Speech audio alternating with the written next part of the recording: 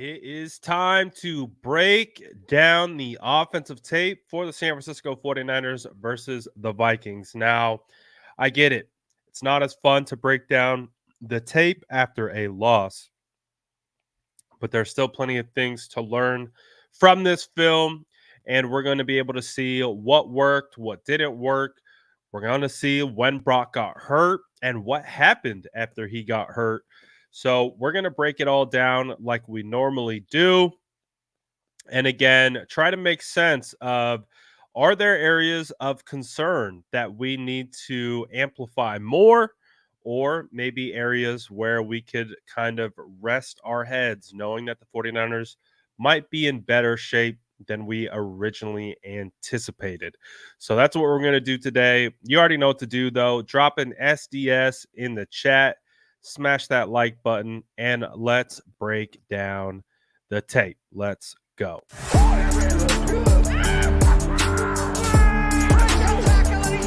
Smash that like button if you haven't already. Love to see it.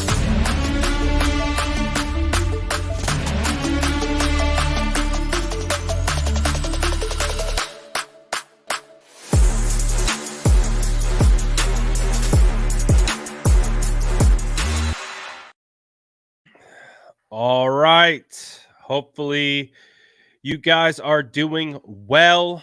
Obviously, we're coming to you guys much later than we typically would. Not only did we have the Monday Night Football game, but I was at the Monday Night Football game in Minnesota. So, kind of behind the eight ball a little bit, but I think we're just going to do what we typically do, and we're going to break down the film, talk about what we liked, what we didn't like. And to be honest, we know how it ends, right? So it's not like there's any spoiler alerts or anything like this. We know how it ends, but I felt a lot better watching the tape and seeing how the offense performed.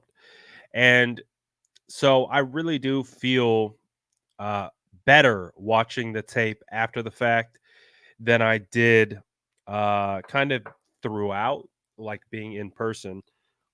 And obviously, we know what the status is of Brock Purdy. Brock Purdy is currently in the concussion protocol. Kyle Shanahan said he does have a chance to make it through and play against the Bengals.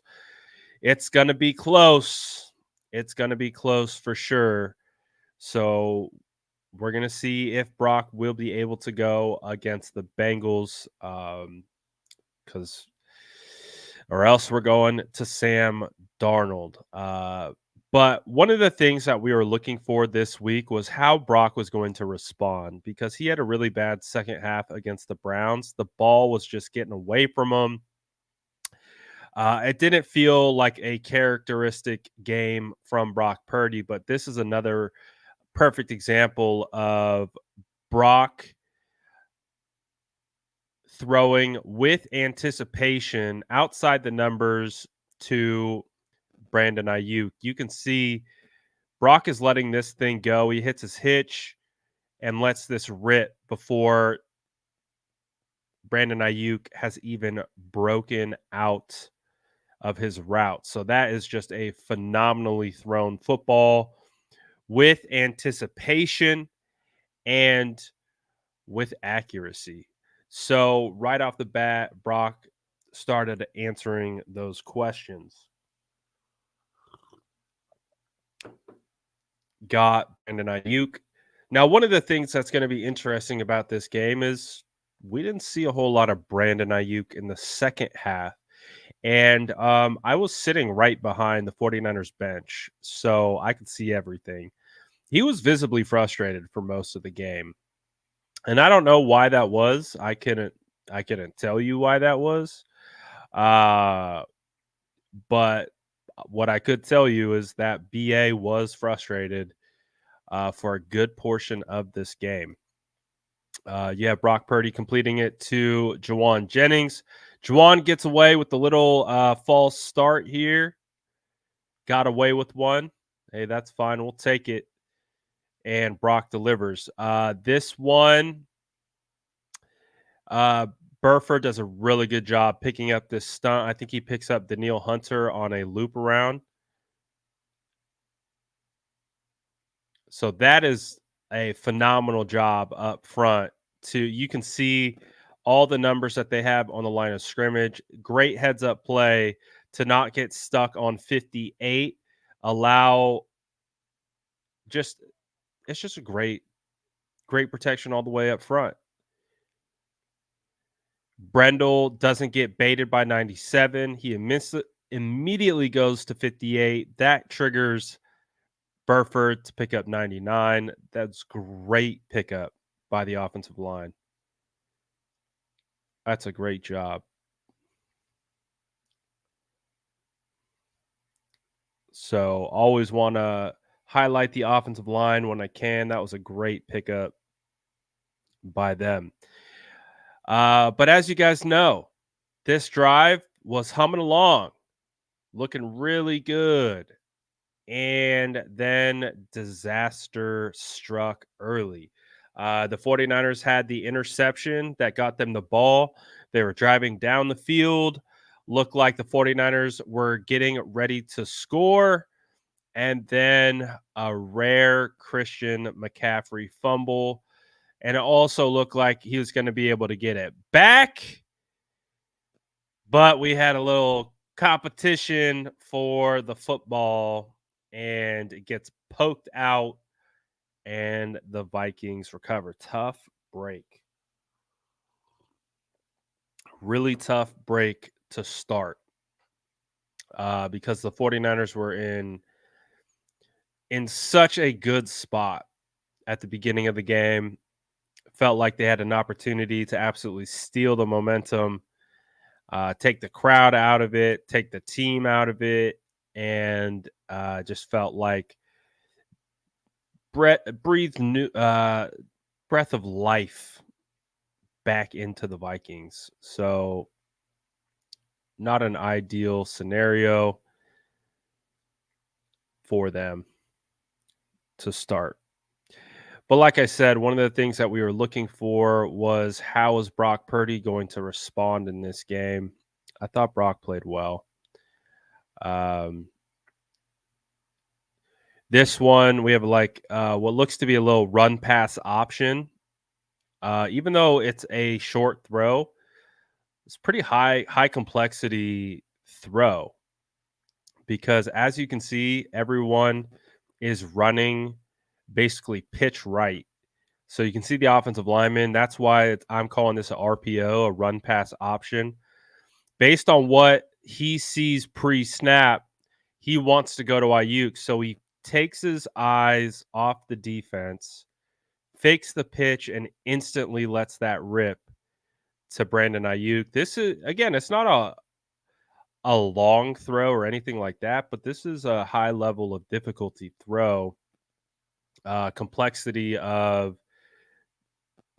I mean, he's got to throw this sidearm too around number 98, puts it right on the money to Ayuk. So it's a pretty good throw.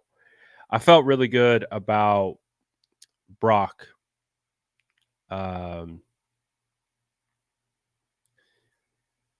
Obviously, we're going to see where things kind of derailed, but we might have some additional context into why those unfortunately timed interceptions came when they came. So it's going to be really interesting to see if we believe that was the case of why he threw those interceptions and whatnot. But this is a good throw, man.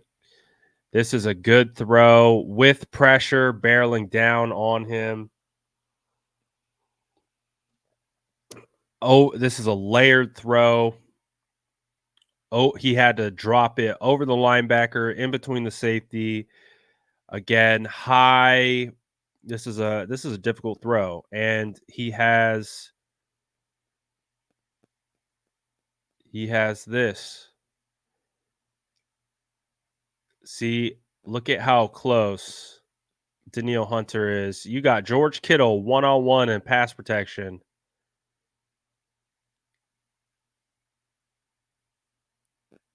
Look at how close. And look at the ball just dime. So, whatever happened last week, uh, he fixed. That's a hard throw. That's a hard throw considering the pressure, all of it. Quality throw by Brock right there.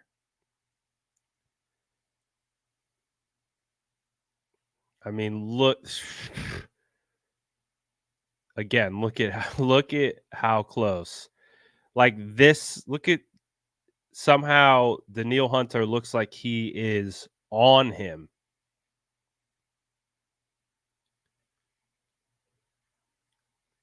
Somehow that ball gets out perfectly.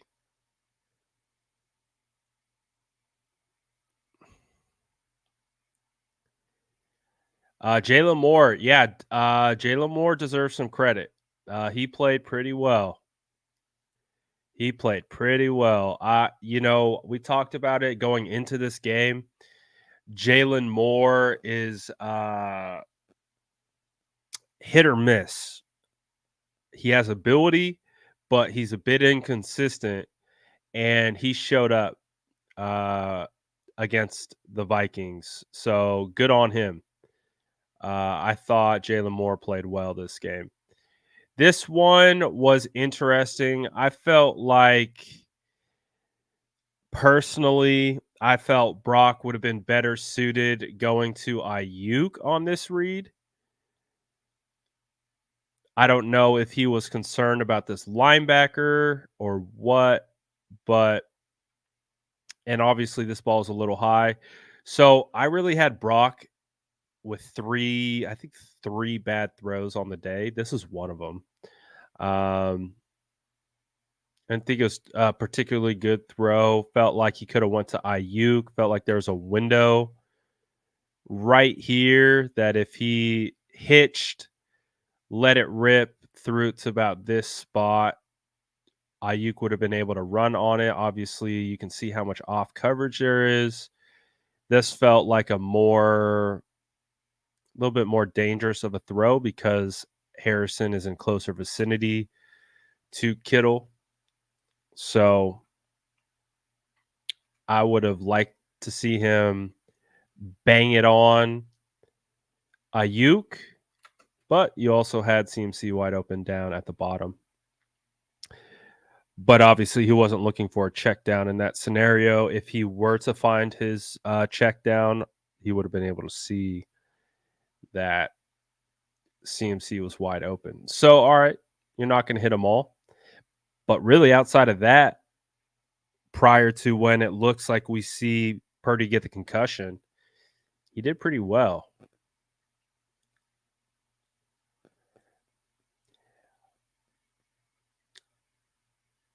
I found it interesting that Steve Young last week went on KNBR and he kind of called out uh Purdy a little. He didn't call Purdy out, but he was like, in this league, you have to be able to be mobile and you have to be able to create with your legs. And it felt like Purdy this game was much more willing to use his legs than in some previous games. So I just wonder. I was wonder if he heard that. I wonder if he heard what Steve had to say because plays like this, Brock looked great. Being able to make something happen when the pocket started to collapse on him. I mean, great instincts to be able to understand. One, you got a blitz coming. You have Warner get beat and you have Daniil Hunter coming around and he just knifes through, then cuts underneath, and then beats. Like, that's pretty good. That's hard. Cuts through, cuts underneath, then beats 44 to the edge with speed. All right, Purdy.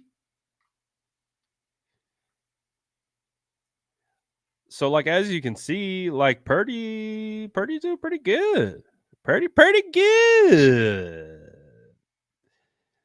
He didn't play too bad. I mean, he was doing what he had to do, operating the offense per usual, getting the ball into his playmakers' hands. So for me, I felt a lot better watching this tape back because, I was like, "Oh, that Browns game was so uncharacteristic of what we've known from Brock so far." And I was like, "I really just I hope it came down to, um, him just struggling to grip the ball." Like, that's what my assumption was, and I think that's what it was. He was just having a hard time gripping that ball, and it affected his maybe his confidence, but it affected his accuracy. This one, I'm gonna give credit to the defense. They had a really good switch call on this, because as you can see, it looks like you've got some potential man coverage here. You got no safeties over the top, and it is, I believe, a 3rd and 5. So, I gotta give a little bit of credit to this switch off because they were clued in to the out, and so you see him switch it. He says, "Alright, that's you, switch." And so right here, Brock, I don't know if he's anticipating this switch or not. He does kinda throw it to the inside to, like, maybe stop Jennings, but Jennings trips, so he's off balance, but it's a good switch off and is able to pop the ball out.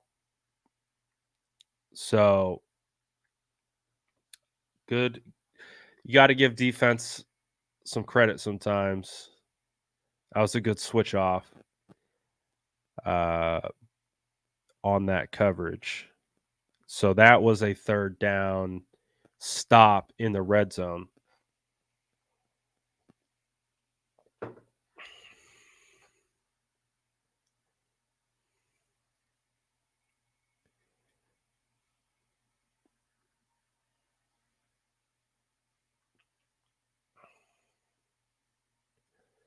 Alright, next we got a Purdy dart to Brandon Ayuk. So Brock was back to being Brock, in my opinion. Throws like this really showcase that. These are Brock Purdy's bread and butter throws. These like deep in breaking routes. He just knows how to hit them with accuracy and timing. Is able to get a big play to Ayuk.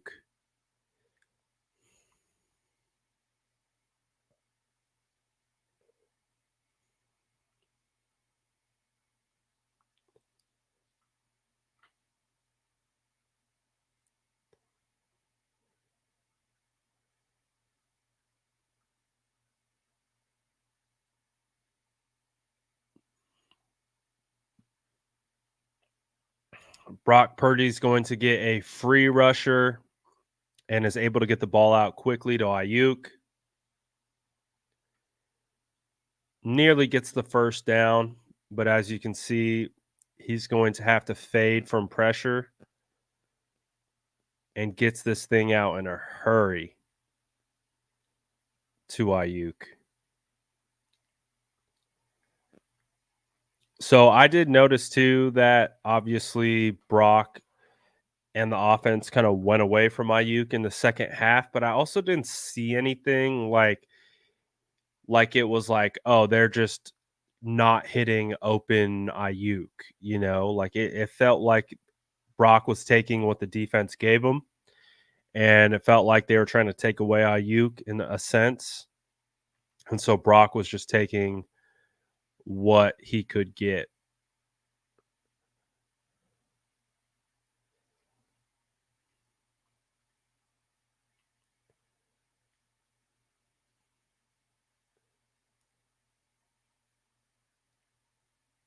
And then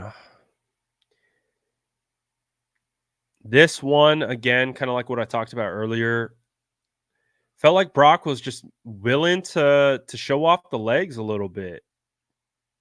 I'll take it. On the move, quick little flip. Him on the move pulls the coverage up. He just flips it to Jennings. Pitch and catch.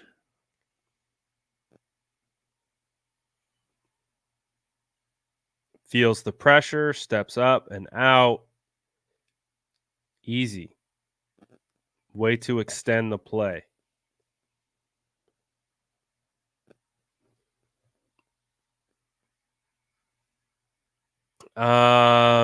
This particular one, this was a really good double team by Burford and McKivitz. And we're gonna take a look why. So right here, watch Burford and McKivitz. Watch them double peel. It's really nice work there. I like that. Great movement on the double. I believe that's Daniil Hunter they're going against. So they get a good double.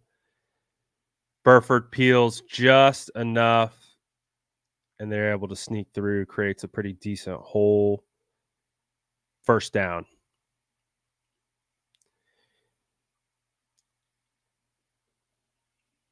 Let's see. Why did I don't? Oh, we had a screen to Dwelly right here.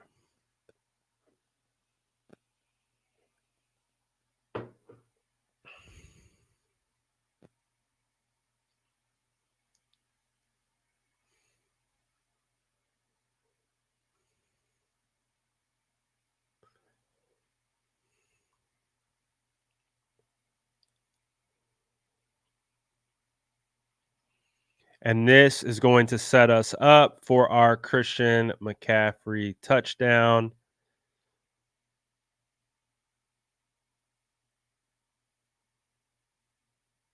Gets closer and closer.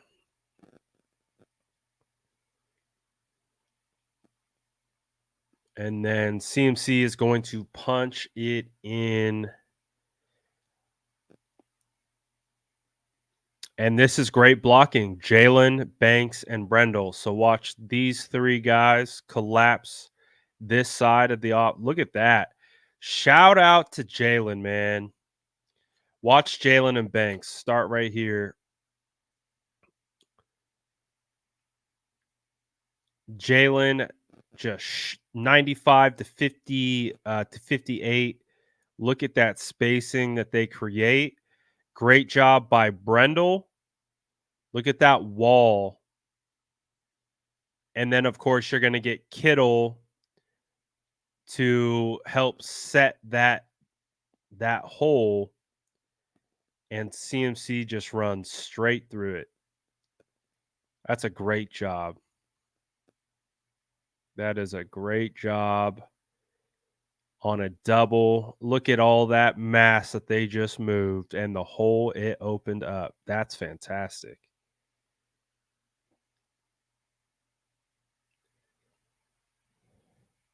Oh, yeah. Jalen has been a cause for concern for me for a while now. So the fact that he came out, had a great game, I couldn't be happier. Couldn't be happier for Jalen. I don't want to see Jalen struggle. He's just been inconsistent. He's always had the ability. Look at this double. Look at that. Great double. Look at that movement. Great job, Jalen. Jalen deserves props for this game. He had a really good game. He filled in very, very well.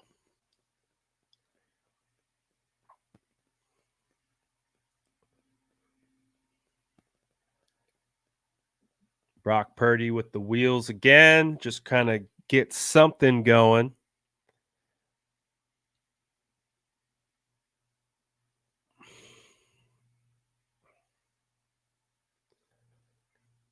We got a little quick slant to Juwan Jennings.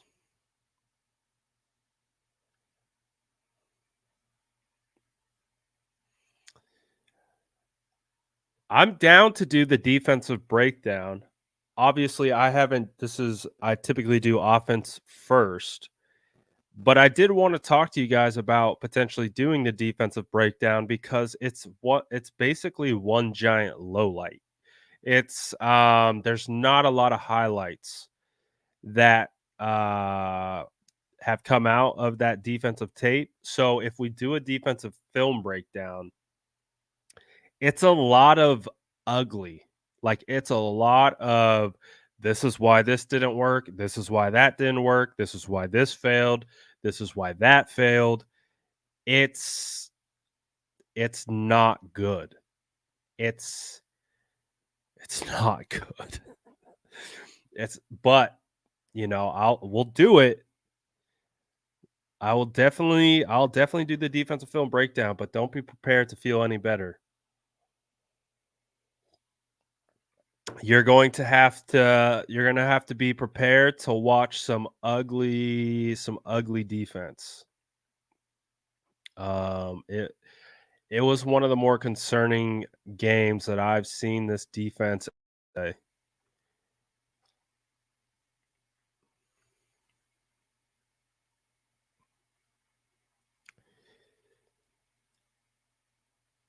But yeah, we can do it. We can do it tomorrow. Again, we're kind of behind the eight ball a little bit just because of the travel and the Monday game. But if you guys, I see Brian, he says, I want to suffer. Hey, I'll do it. Speaking of suffering, McKivitz oversets way too hard on Daniil. Daniil takes it inside, almost gets the sack. Or I think he did effectively get the sack because they ruled him down. But if you guys want to suffer, I'll be your shepherd, I guess, through the suffering. I mean, it's bad, guys. Like it was bad. I wish, and you guys know me, I'm not here to harp on uh or try to like I really don't like being negative, right? I try to find the optimism in a lot of what this stuff is because there's many ways that you can break this stuff down and you can really look at it through a negative lens or you can see different types of things that present positives that just doesn't unfortunately present the overall outcome that you're looking for. There's not really that with the defensive film. Like with the offensive film, the offense was working pretty good. Um, the Brock played really well. I really liked how Brock played. For anyone saying that Brock had didn't play a good game, like he played really well. And we'll talk about the throws that he didn't make, and we'll show the context now that we have the full story of everything that occurred after that. Because you get throws like this from Brock Purdy. This is a dime. This is probably my favorite Brock throw. Um, this is just a perfect layered throw. Dropped it right in the bucket. So again, if you had concerns from that Browns game, throws like this to me, like put all that to bed. And I'm like, okay, Brock's still Brock. Brock still got it. Brock's still that guy. I mean, this is a challenging throw. He had to throw it over 7. Look at still hits Kittle in stride, right in the bucket. This is a great throw. It's a great throw.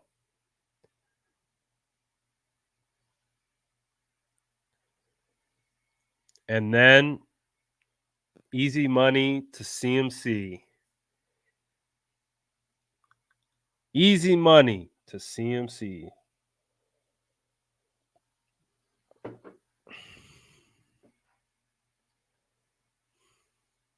4-6. Great blocking out front by Jawan and Ayuk. I love that Ayuk comes sprinting down here to celebrate with CMC. Great blocking by those two guys.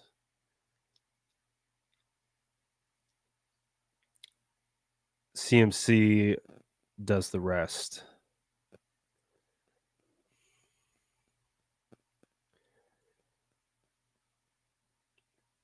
So I thought Kyle would spread the wealth a little bit with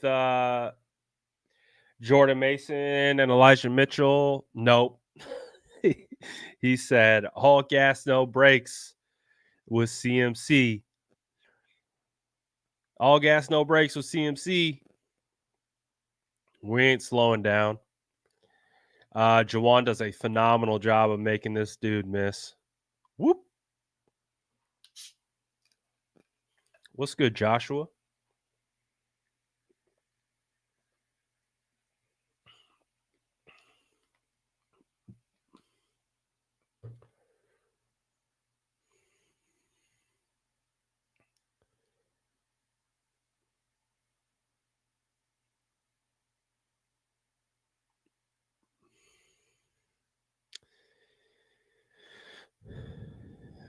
Let's see.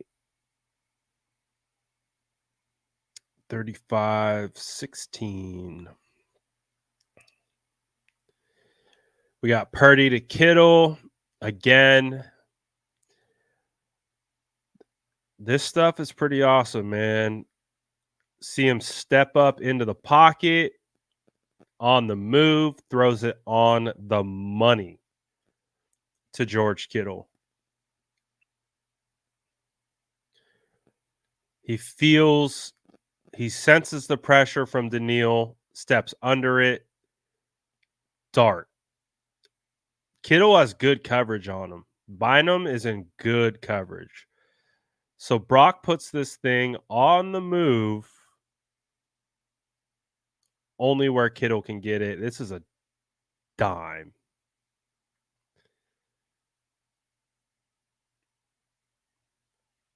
And I love look at the stare down by Kittle.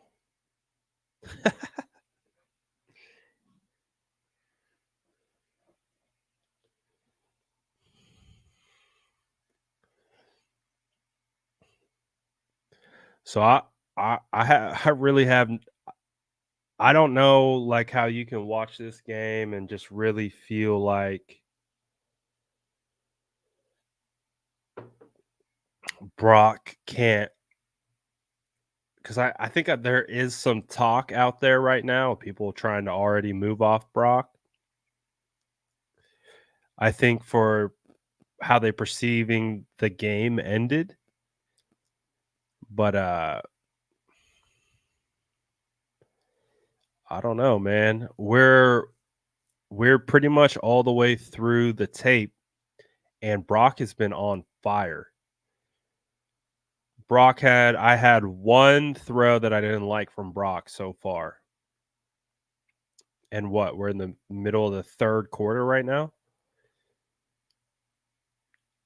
This was a throwaway. He just threw this one away. He didn't like the look and threw it out of bounds. This is a live to play another down. Just tossed it.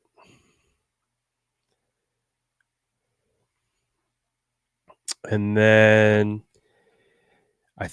is this the 180 play? Yeah, this effort is phenomenal. So like we talked about, Brock is doing it with his legs this game. He's doing it with his legs this game, and this is an extremely high level of difficulty throw. I wish Ayuk would have laid out for this versus what I would consider Ayuk tried to stay on his feet to kind of be able to catch this and stay on the move. You can see how he puts out that foot that stops kind of his forward momentum. I would have much rather seen him dive for this ball than try to, catch it and make a play. Because, I mean, to be fully running to his left, do a 180, throw all the way across. Like, I'm gonna say Ayuk needed to catch that. Like, you can see, try to stay on his feet. I'd much rather him kind of sell out and just scoop that thing rather than try to like stay on his feet. Just catch it first.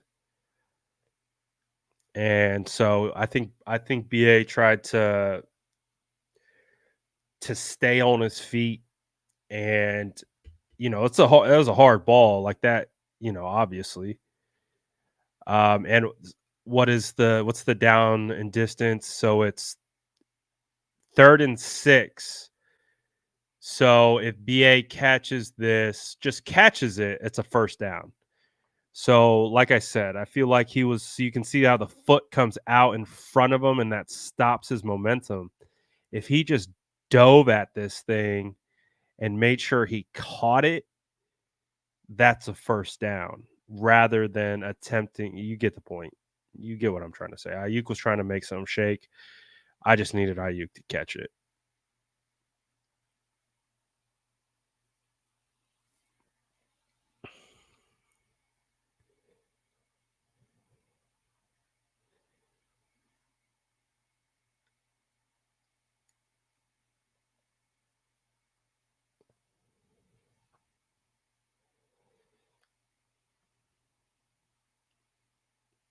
But that would have been a pretty awesome throw. That's a hard throw right there.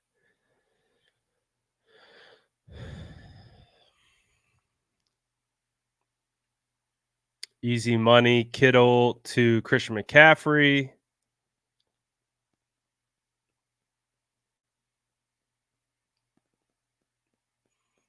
Then we're going to get Kittle, Brock Purdy threading the needle to George Kittle.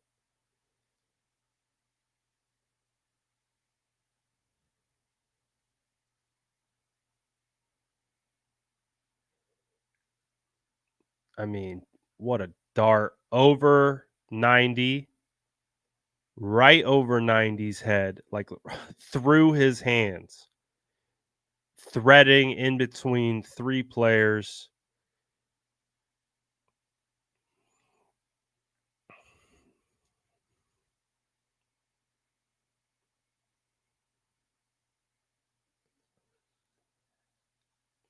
You notice how Brock's on fire? You notice how Brock is not making mistakes? Brock is operating the offense at an extremely high level. We are in the 4th quarter, 8 minutes left to go.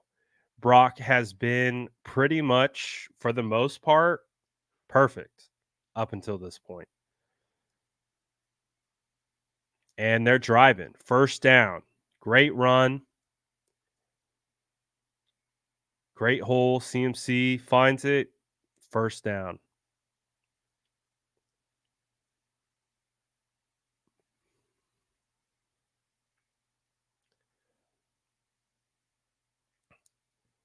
So I'm waiting. All you guys who are chirping in the chat, stick around. Stick around so that you can understand how football works and how things work in life. And hopefully we can teach you something here today of what happens when certain things happen, like a concussion. All right, so as we've described, Brock Purdy up until this point has played phenomenally. Let me say that one more time. Brock Purdy has played phenomenally. He has been on point the entire game. All right, it's 4th and 1, and this is the play that has been heavily discussed, and we're going to talk about why. You're going to watch number 58. You're going to watch Brock Purdy. Oh no, we just passed the play. It's right here. Brock, see him at the top, on top of the pile, and then 58 comes in and spears him right in the head. Brock Purdy's head. Do you see how violently his head goes from that position to that position? This has got to be where Brock Purdy got concussed. Do you see where his head is at? You see Hicks make contact, and now where's his head? Look how quickly his head snaps. That's a concussion. That's a concussion. I'm not proud to say that I can 100% speak on what it's like to play football, rugby with concussions. I know exactly what it's like. I know what it's like to have a concussion. I've had multiple concussions. So I can tell you exactly what happens when you are concussed. You are not right. Your balance is off. Your thoughts are sometimes you can't hear. Sometimes your vision is gone. I blacked out multiple times when I got a concussion in rugby and I thought I was a tough guy and just would play the whole game. Um, Concussions aren't a joke. Like they're not a joke. And so people who are like, "Oh, now we have concussions to blame for Brock Purdy's interceptions." Yeah, no shit we do. Because you're talking like someone who's never had a concussion in your life. So you have zero idea what it's like to be playing, what it's like to do anything with a concussion, and how it dramatically changes everything that your brain is processing. Okay, so at this point, I think it's safe to say Brock Purdy has a concussion, right? Okay. Brock Purdy just got concussed. He's still playing because he's a tough son of a bitch. So here goes Brock. Oh, interesting. Brock has been on point all day. Brock has been on the money. He hit multiple throws like this. And then all of a sudden, the timing isn't right. The spot isn't right. And also on top of that, just not a good route by Jawan, in my opinion. He gets completely moved off his route. Then he throws a phantom double move, and the timing is way off because he should, in my opinion, not get pushed out to the top of the numbers, the outside of the numbers. He should be running on the inside of the numbers from a spacing standpoint. But as you can see, he gets bumped off his route. And then so that creates a whole like 2-step spacing issue. And then he throws this random double, and he is one out of position and now completely late. And you take that into account on top of the fact that Brock Purdy has 600 pounds falling into his lap and he's concussed. I really don't have a problem with this throw. These types of things happen. You had a miscommunication and timing issue on the route.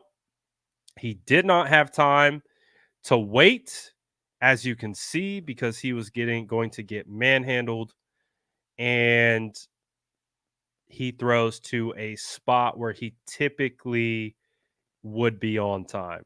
I don't think that's the spot you want to throw to, even if uh Juwan doesn't get spaced outside the numbers and doesn't throw the phantom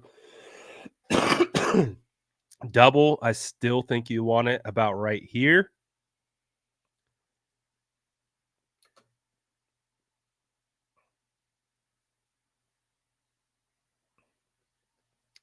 It is what it is. Just like that. First throw after what seemingly looks like a concussion is an interception. All right. Like that throw to me, I'm fine with that. Like we can live with that. We can live with that all day. We can bounce back from that.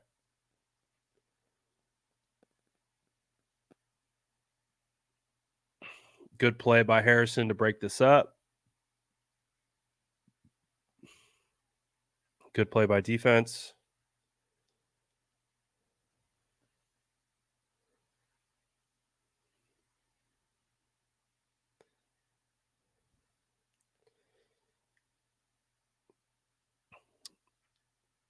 Brock Purdy finds Ray McLeod.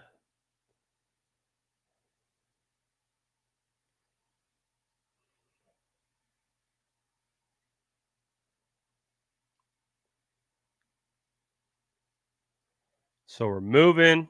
We're moving. Brock finds Ray again. All right, we're moving.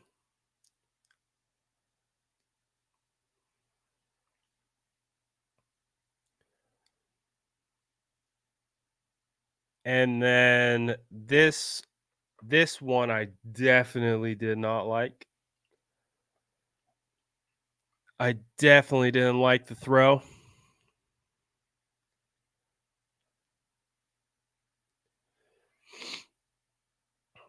I was It's funny because I'm wondering what the thought process was um on the throw, because you're throwing it across your body to the middle of the field. It's like a jump ball.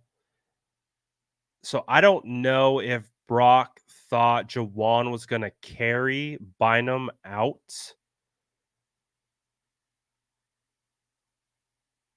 Like I don't know if I'm assuming he's thinking that this is going to pull Bynum out, and then they're going to bring Ray kind of over the middle on like a clear out.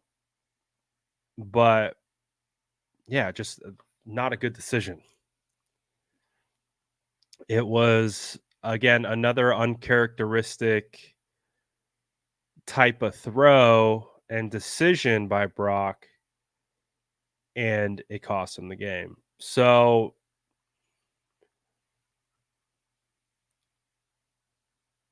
do I love this? No, I don't think this is a good throw. I don't think it's a good decision, I should say. I don't think it's a good decision in this scenario. Like Ray's definitely a uh not a jump ball connoisseur type of guy that I uh would have him at, and that's the game. But Brock Purdy is going to get a lot of the blame for the reason why they lost because of this throw. But if we're really being honest, this isn't why they lost the game. Did it come down to that crucial error? Of course it did, but that's not why they lost. They lost because they missed opportunities. They lost because they fumbled in the first half. They lost because they missed field goals. They lost because the defense couldn't get off the field on the first downs. They lost for a multitude of different reasons, and unfortunately, it fell on Brock's shoulders at the end, and Brock had the 2 poorly timed interceptions at the end. Um, and ultimately that fell on his shoulders. But that was a team loss. Like, yeah, Brock Purdy, you don't want to see him step up and throw across his body and try to hit Ray in that scenario. That's on Brock for sure. But this was a team loss. Like they if Moody hits a field goal, they're driving for a game-winning field goal. They're not driving for a game-winning score. Changes the complexion. If they don't if they don't give up the touchdown before halftime, they're not having to, play from behind like that. So, um Brock played well. He played well, had 2 unfortunately timed throws, and now what appears to be under the circumstances that he had a concussion. So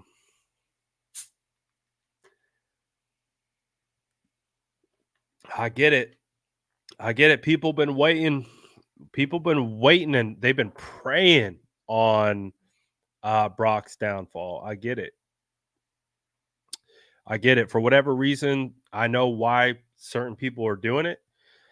And I really don't care what those people think because I know that there's a difference between trying to understand what's going on and trying to properly quantify what's going on versus just trying to effectively be a hater. Like to be like, see, Brock did this, Brock did that. He ain't that guy. I told you.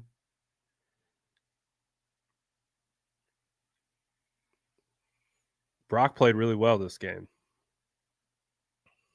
It's just unfortunate that it came down to 2 interceptions on him that are highlighted as the reason why they lost that game. Um, he wasn't the reason why they lost that game. Yeah, the picks don't help, but they shouldn't have been in those situations to begin with if they handled their business. And they didn't handle their business. They didn't stand on business. The defense didn't stand on business, you know? So I got no problems. Brock answered the questions that I needed Brock to answer from last week. He answered those questions, and we're good. I'm good with Brock. I got no concerns. Got no concerns with Brock uh, that he can't continue to lead this team and continue to put them in a position to be successful. But we know what it is. You got to be able to take advantage of opportunities. And that's what it comes down to. They didn't take advantage of opportunities. They didn't take advantage of what was given to them, what was right in front of them, and they suffered and they fell and they ultimately lost this game and lost 2 games now in a row because they did not take advantage of opportunities. And it falls on Brock at the end because that's what everyone sees. So, this is how I look at it from an offensive standpoint. Offensively, got to run the football more effectively between the tackles. Consistently, I would say. They have success running the football, but I want to see a little bit more success consistently running in between the tackles because we got to put a lot on Brock. It's a lot on Brock and a lot on Christian McCaffrey. And I want to see the offensive line take a little bit more burden onto their shoulders and continue to open up running lanes for these guys so we can get some more chunk yardage. Uh, and But offensively, overall, I really don't have a ton of concerns where I can come back from watching that game and being like, man, we got problems on offense. No, we're still fine. We can still win a lot of games with this offense. Just got to take care of the football. Can't fumble. Can't intercept. We already know what it comes down to. You can't turn over the football in this league. So we can fix that. Defensively, that's another question. That's another story.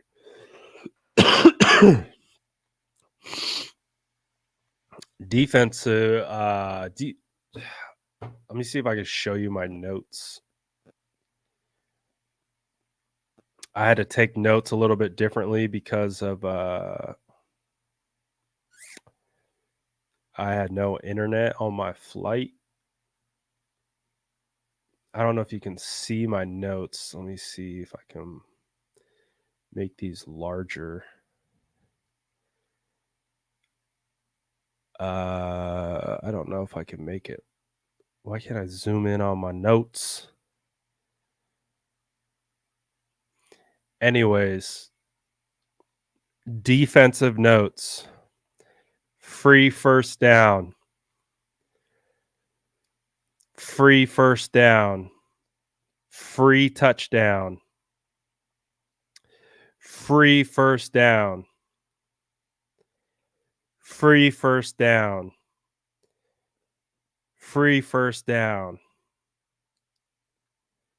Free first down. Free touchdown before half. Free first down. Free first down. Free first down. Free first down. Dropped free touchdown. Free first down, free first down, free first down, free first down, free first down. Oh, we got a good tackle in there. And then free first down. And I counted in total 19 free first downs and touchdowns. The reason why I called them free is because it felt free. Like, I'm trying to think of like one, for example, where it's like you had one of the defenders playing 5-yard, like a 5-yard cushion on like a 3rd and 4. And the wide receiver goes on a 4-yard route to the sticks, catches it first down, and they tackle him for like a 6-yard gain. It's like they just gave it to him. That's why I called it free. It just felt like they were open, like a drive-through, and anyone who came in could just drive right through, order a McFlurry, and get out of there. Like, and they had 24 first downs, which means not all the first downs that I perceived the Vikings having were they had to earn their own first downs on some of them, but a majority of them were given, and it was a very frustrating game to watch. So you guys said that you want to watch the defensive tape. Like I showed you my notes. There's not a lot of good to show, and I don't try to highlight lowlights. I'm not a fan of that because I feel like people who aren't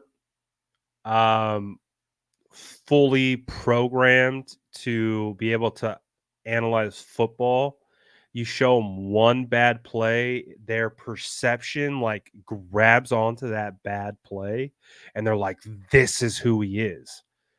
Every player has bad plays. Every single player has a bad play.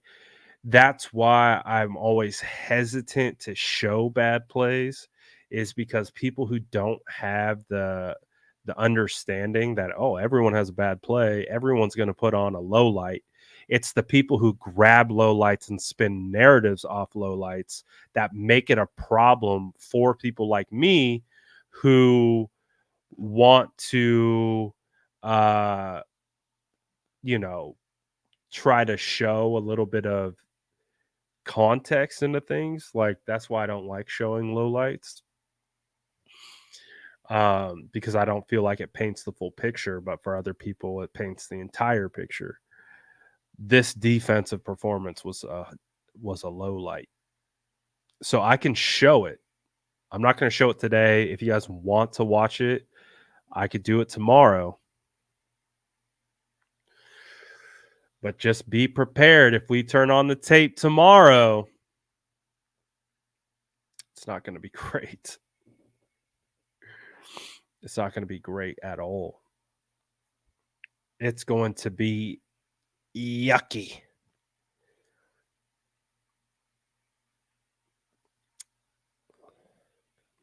It's going to be a yuck fest. So we'll see.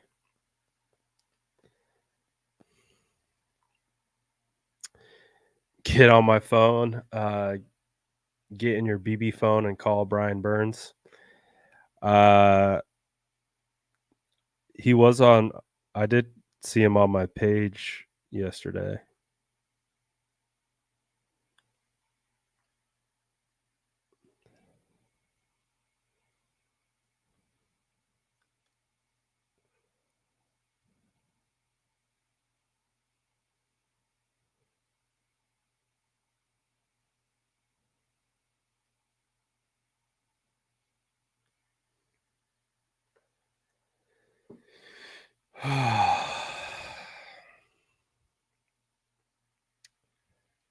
Who is defensive player of the year?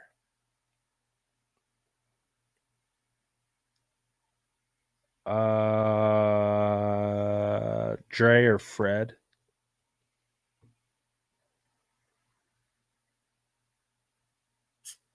I have to say Dre or Fred.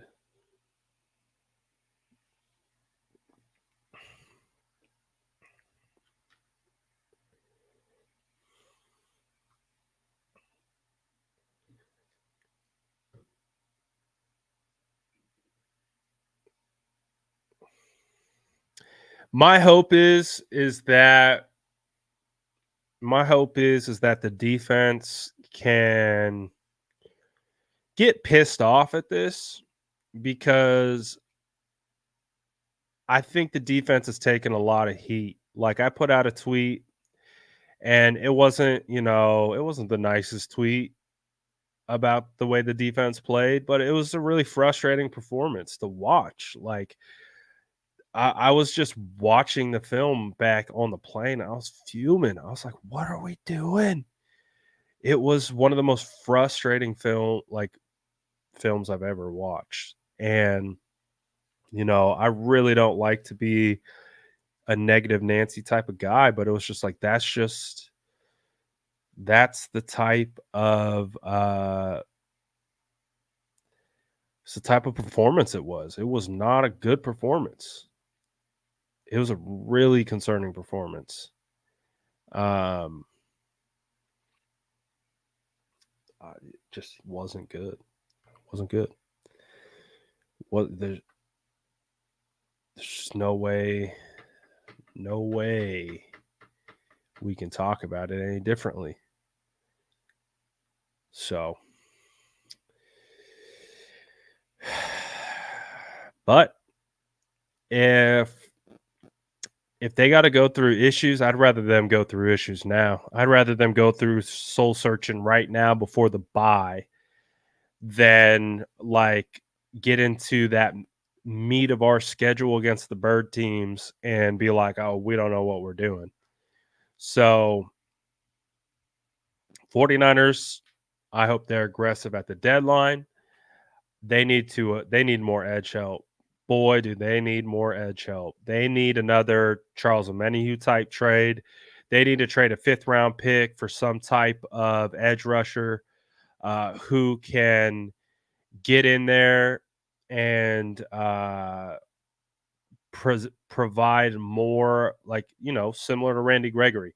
I want a high profile trade, and I need some give me some. What can I get with the 4th, 5th, and a 6th? Like, what can I get? I need like 4 or 5 more pieces to inject into this defense. Maybe give me a new nickel corner. I've been trying to be as patient as I can with Isaiah Oliver. I think Demo's okay. I think Charvarius Ward's okay as well. But I might be ready to start experimenting with a new nickel if we can. Or if you have to force Demo into the inside and get an outside corner, I don't know. I don't know. I just feel like Oliver keeps finding himself on the wrong side of plays. So he hasn't been horrible this year. Like, he really hasn't. But something's got to shake. Something's got to shake. So we'll see. But I appreciate you guys rocking with me. I know it's always hard, a hard week after a loss. A lot of people just tune out, So even if you guys are frustrated, even if you are kind of angry at like what the 49ers did and all that type of stuff, I appreciate you guys still rocking with the channel and, working with me through this, because we all got to talk about it, and we got to put our opinions out there, and we have to break it down and relive it and just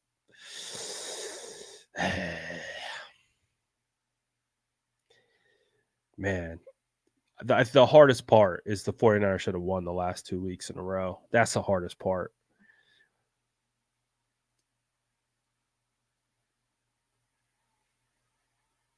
Hardest part is that they should have won the last 2 weeks.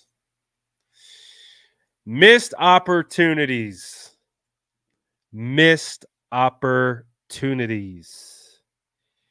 Got to take advantage of it all. But appreciate you guys. And I'm not surprised, man. I'm not surprised by it.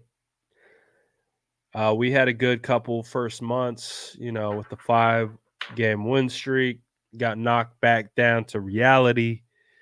And we've been here before, though. And we'll bounce back like we always do. So appreciate all you guys rocking with the channel. If you guys really want me to do the defensive film breakdown, I'll do it tomorrow. Because I know a lot of people are angry at the defense, but if you really want to do the defensive film breakdown, I'll do it tomorrow. But we'll see. Thankfully, it's kind of a short week, and we'll be back at home. And I don't know, hopefully maybe the home energy will bring some good stuff. So I appreciate you guys as always. Smash that like button if you haven't already. I'm out of here for now. Enjoy your night. I'll keep posting content to the channel, but I appreciate you all. Peace.